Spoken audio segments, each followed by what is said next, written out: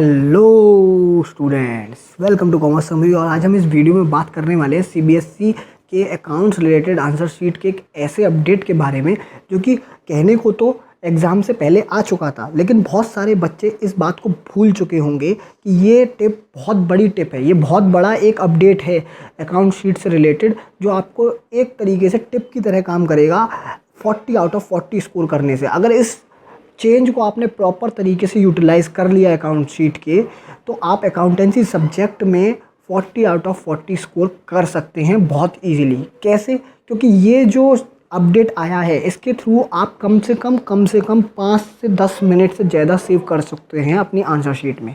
और जब 5 से वो 10 मिनट को हम यूटिलाइज़ कर सकते हैं रीचेक करने के लिए अपनी आंसर शीट को, कि हमारी कोई गलतियाँ अगर आंसर शीट में हैं तो हम उसको सही कर लें, तो ये तरीका जो है बहुत काम आ सकता है। वीडियो में आगे बने रहिएगा और हम आपको बताएंगे किस तरीके से आप इस सीबीएसई के अपडेट को, जो कि रिलेटेड है अकाउंट आंसर शीट से रिलेटेड, अगर आप उसको यूटिलाइज़ करते हैं तो वो बहुत बड़ा एक वेपन है आपके लिए, जिसके थ्रू आप 40 आउट ऑफ 40 अकाउंटेंसी में स्कोर कर सकते हैं। तो चलिए इस वीडियो में हम आगे बढ़ते हैं और इस चीज़ को समझने की, अपडेट को समझने की कोशिश करते हैं, और ये भी समझेंगे कि इस अपडेट को हम कैसे यूटिलाइज़ करें अपने बेनिफिट के लिए, यानी कि स्टूडेंट के बेनिफिट के लिए। तो चलिए स्टार्ट करते हैं। सबसे पहले बात आती है अकाउंटेंसी आंसर शीट में क्या चेंज आया है। तो पहले जो आते थे वो 32 पेजेस पूरे रूल्ड आते थे, यानी कि लाइन वाइज आते थे, ठीक है। लेकिन इस अपडेट के बाद से सीबीएसई एक मेजर चेंज लेके आया है, जिसमें 32 पेजेस में से 16 पेजेस रूल्ड होंगे और 16 पेजेस पे फॉर्मेट बना होगा। जी हाँ, फॉर्मेट बना होगा। फॉर्मेट किस चीज़ से रिलेटेड होगा? 2 फॉर्मेट होंगे। 8 पेजेस पे होंगे जनरल का फॉर्मेट और 8 पेजेस पे होगा लेजर का फॉर्मेट, ठीक है। अब इसको और अच्छे से समझने के लिए हम थोड़ा सा इसको डीप एनालिसिस करते हैं। तो इसमें बात आती है 32 पेजेस जो हैं, जिसमें से मैंने आपको बताया 16 पेजेस रूल्ड पेजेस होंगे, यानी कि ये वाले होंगे रूल्ड पेजेस जो जनरल आंसर शीट होती थी। From page number 1 to 16 16 pages आपको किसके मिलेंगे? रूल्ड पेजेस, जो कि इस तरीके से होंगे, ठीक है। उसके बाद के जो 16 पेजेस हैं वो आपके फॉर्मेट बनी होगी उस पर। उसमें से भी पहले 8, यानी कि पहले 8 पेजेस जो होंगे वो जनरल के पेजेस होंगे। जनरल मतलब 17 to 24 एक जनरल फॉर्मेट। आपको पता ही है जनरल का फॉर्मेट क्या होता है? Date, particular, ledger folio, debit amount, credit amount. तो ये फॉर्मेट पहले से ही बना होगा। आपको क्या करना है? बस आपको क्वेश्चन नंबर नोट करना है। जिस भी, मान लीजिए क्वेश्चन नंबर 3 को मैंने सॉल्व करना है, तो क्वेश्चन नंबर 3 डाला और यहाँ मैं जनरल बना सकता हूँ उसकी, मुझे फॉर्मेट बनाने का टाइम बचेगा, ठीक है। उसके बाद क्वेश्चन नंबर नहीं, पेज नंबर 25 से 32 तक जो आपको मिलेगा वो लेजर का फॉर्मेट मिलेगा। लेजर का फॉर्मेट बोले तो कि इसमें डेट पर्टिकुलर अमाउंट बना होगा पहले से ही। ऊपर आप फर्म का नाम लिख सकते हैं यहाँ पे जिसका आप खाता बना रहे हैं, लेजर बना रहे हैं। बस आपको क्वेश्चन नंबर पुट करना है यहाँ पे भी। जैसे क्वेश्चन नंबर 5 हमने एग्जाम्पल लिया, तो और मैं यहाँ डालूंगा राम लिमिटेड कि मैं खाता बना रहा हूँ और अकाउंट बना रहा हूँ, और मैं इसमें सिंपल सी बात है डेबिट और क्रेडिट अमाउंट जहाँ डालनी होगी वो डाल दूँगा। तो इस तरीके से फॉर्मेट को बनाया गया है ताकि बच्चे के लिए कन्वीनियंस हो जाए। तो यही आपका, जो आप अगर मुझसे क्वेश्चन पूछेंगे कि भैया इसका क्या फ़ायदा हुआ कि ये करने का, तो ये इसलिए किया गया है कि बच्चे को कन्वीनियंस रहे, स्टूडेंट्स को कन्वीनियंस रहे, उनका टाइम बचे। जो वो अपना फॉर्मेट बनाने में टाइम वेस्ट हो जाता था उनका फॉर्मेट बनाने में, उसको बचाने की कोशिश की जा रही है। अगर आप इसको प्रॉपरली यूज़ करेंगे तो उस टाइम को बचा सकते हैं, और उस टाइम को बचा करके आप अपना आंसर शीट को रीचेक करने में या फिर उसको और क्वेश्चन सॉल्व करने में, यानी कि आपकी अगर मान लीजिए स्पीड धीरे है, तो वो जो 10 मिनट आपके फॉर्मेट बनाने में, 15 मिनट जो फॉर्मेट बनाने में लगने थे, उसको आप एक और क्वेश्चन सॉल्व करने में लगा सकते हैं अगर आपकी स्पीड धीरे है सॉल्व करने की। और अगर आपकी तेज़ है तो आप रीचेक करने में लगा सकते हैं 10-15 मिनट को कॉपी की। तो ये बहुत बड़ा चेंज किया गया है और बहुत पॉजिटिव चेंज है मेरे हिसाब से, क्योंकि आप इसको पॉजिटिवली यूज़ करेंगे, अगर आप प्रॉपरली यूज़ करेंगे तो आप आसानी से 40 आउट ऑफ 40 ला सकते हैं। ये आपका टाइम मैनेजमेंट में बहुत ज़्यादा हेल्प करेगा। तो चलिए इसके बाद क्वेश्चन आता है कि भैया हम इसका एडवांटेज पूरे तरीके से कैसे लें, ठीक है। पूरे तरीके से कैसे लें? तो पूरे तरीके से एडवांटेज लेने को सीखने के लिए हमने क्या किया है, सीबीएसई के अकाउंट्स के सैम्पल पेपर को हमने एनालाइज़ किया है, और उसके रेफरेंस में आपको मैं बताता हूँ कि किस तरीके से आप इसका पूरा एडवांटेज ले सकते हैं, इस फॉर्मेट का, इस चेंज का, इस सीबीएसई के अपडेट का, ठीक है।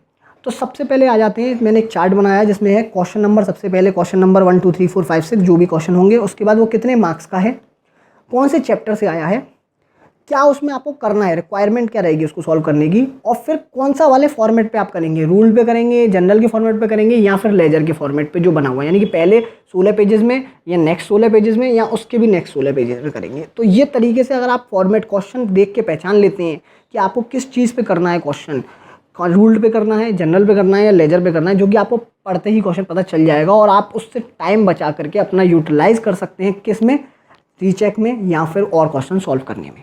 तो चलिए इसको देखते हैं। क्वेश्चन नंबर 1 जो आया था उस सैम्पल पेपर में जो सीबीएसई ने दिया है उसमें 2 मार्क्स का था और एनपीओ से रिलेटेड था वो, ठीक है, एनपीओ से रिलेटेड था वो क्वेश्चन नंबर 1 हम बात कर रहे थे। क्वेश्चन नंबर 1 जो था वो 2 नंबर का आया था, एनपीओ से रिलेटेड था। कैलकुलेशन जो थी उसकी, जो कैलकुलेशन करनी थी तो कैलकुलेशन हम रूल्ड पेजेस पे ही करेंगे। क्वेश्चन नंबर 2 जो था वो 2 मार्क्स का है, डिसोल्यूशन से आया है, ये थ्योरी बेस्ड है तो ये भी हम रूल्ड पेजेस पे ही करेंगे। थर्ड जो क्वेश्चन है वो 2 मार्क्स का आया है, रिटायरमेंट से रिलेटेड है ये क्वेश्चन, और इसमें क्वेश्चन में बोला गया है जनरल बनाने के लिए। जब जनरल बनाने के लिए बोला गया है तो अब जनरल वाले फॉर्मेट में, यानी कि पेज नंबर 17 से लेकर 24 जो पेज नंबर जो जनरल फॉर्मेट दे रखी हैं 8 पेजेस के, उसमें बनाएंगे। तो इसका बेनिफिट क्या होगा, आपको बस सिंपल जाना है, जनरल के पेजेस में जाएंगे आप 17 पेज नंबर पर, यहाँ ऊपर डालेंगे मान लीजिए क्वेश्चन नंबर 3 और सॉल्यूशन चालू कर देंगे। आपका ये जो लाइन खींचने का, date, particular, ledger, folio, debit amount, credit amount लिखने का जो समय होगा वो बच जाएगा यहाँ से। तो इस तरीके से आप ये कर सकते हैं। फोर्थ वाला क्वेश्चन जो है वो 3 नंबर का था, एनपीओ से था और एनपीओ से कैलकुलेशन बेस्ड था तो ये आप रूल पे ही करेंगे। फिफ्थ क्वेश्चन जो है वो 3 नंबर का है, डेथ से रिलेटेड है, death of a partner, general बोला गया है इसमें बनाने के लिए, जनरल फॉर्मेट पे आप सॉल्व कर लेंगे। जनरल के फॉर्मेट पे जो 17 से 24 पेज नंबर पे दिया होगा उसमें जाके सॉल्व कर लेंगे। क्वेश्चन नंबर 6 जो है वो 3 नंबर का है, इशू ऑफ डिवेंचर से है, इसमें भी आपको जनरल एंट्री देनी है तो आप जनरल के फॉर्मेट पे जाकर ये काम कर सकते हैं। 17 से 24 पेज नंबर में जनरल फॉर्मेट दे रखा होगा, उसमें जाके किसी में भी बना सकते हो। तो यहाँ आपके 3 जनरल फॉर्मेट के पेजेस यूज़ हो जाएंगे इस तरीके से। 8 पेजेस हैं, 3 यूज़ हो गए, कोई बात नहीं। चौथा क्वेश्चन जो है, सॉरी 7th क्वेश्चन जो है वो 5 नंबर का था, डिसोल्यूशन ऑफ फॉर्म से, लेकिन इसमें चॉइस थी। एक क्वेश्चन थे, दोनों क्वेश्चन डिसोल्यूशन ऑफ फॉर्म से ही, ठीक है, लेकिन एक क्वेश्चन में उसने बोला था जनरल बनाने को, एक क्वेश्चन बोला था उसने लेजर बनाने को। अगर आप जनरल वाला बना रहे हैं तो जनरल फॉर्मेट में बना लीजिएगा, और लेजर वाला बना रहे हैं तो लेजर फॉर्मेट में बना लीजिएगा। अगर जनरल वाला बना रहे हैं तो जनरल फॉर्मेट कहाँ से कहाँ तक है, 17 से 24 तक है।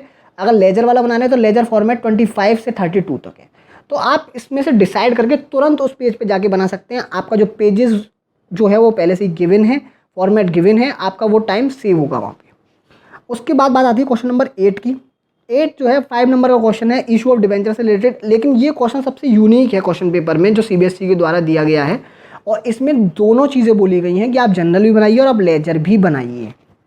तो इस क्वेश्चन को हम कैसे, इसका टाइम कैसे बचा सकते हैं या इसको कैसे सॉल्व कर सकते हैं। इसको सॉल्व करने के 2 तरीके हैं। पहला तरीका ये है कि देखिए, जब 17 से 24 तक जनरल दे रखी होगी, जनरल के फॉर्मेट दे रखा होगा, और 25 से 32 तक लेजर का फॉर्मेट दे रखा होगा, तो हम इसमें क्या कर सकते हैं, या तो हम ये क्वेश्चन नंबर जो क्वेश्चन नंबर 8 है वो 24 पे स्टार्ट करेंगे, पहले जनरल एंट्रीज करेंगे उसकी जनरल की, नेक्स्ट पेज तो सीधा लेजर का है 25 वाला, तो इस पे लेजर बना लेंगे उसकी। तो यहाँ पे एक ही मतलब सीक्वेंस में आपका जनरल और लेजर क्वेश्चन नंबर 8 पूरा सॉल्व हो जाएगा। या तो आप ये कर सकते हैं, या फिर आपको ये है कि फिर आपको रूल्ड फॉर्मेट ही यूज़ करना पड़ेगा। रूल्ड फॉर्मेट को आप यूज़ कीजिए, यानी कि पहले के 16 पेजेस में ये बनाइए और एक ही साथ बना दीजिए, एक पेज पर जनरल और एक पेज पर नेक्स्ट पेज पर, किसी भी नेक्स्ट पेज पर लेजर।